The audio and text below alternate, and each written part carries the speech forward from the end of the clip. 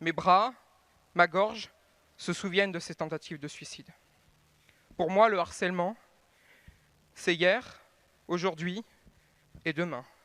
Les stigmates, eux, c'est l'histoire de ma vie. Ce que je tiens dans ma main ici, c'est un livre de 6 pages.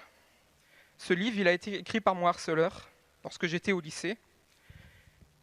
Il a été écrit sur son ordinateur scolaire et envoyé à tous mes camarades. Monsieur le Président, comment on peut expliquer cela? Comment un outil scolaire peut servir à faire souffrir?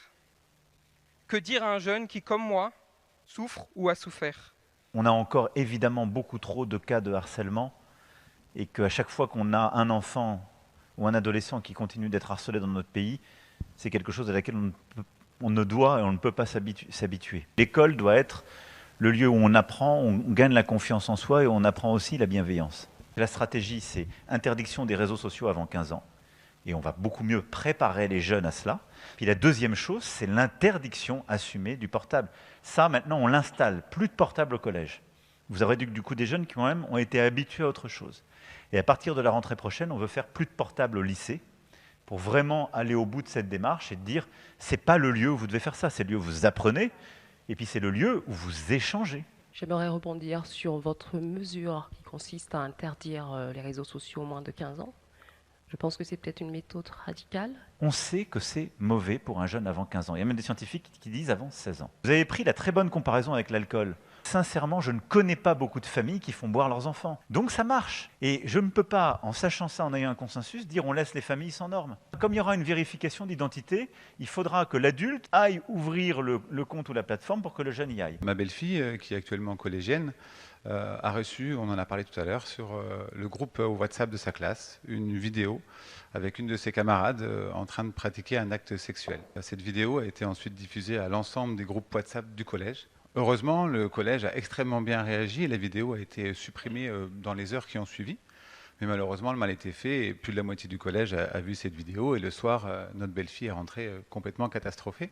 Vous avez été harcelé par un collègue qui n'a pas accepté que vous lui disiez non. Non, il a cru qu'il pouvait avoir une histoire avec moi.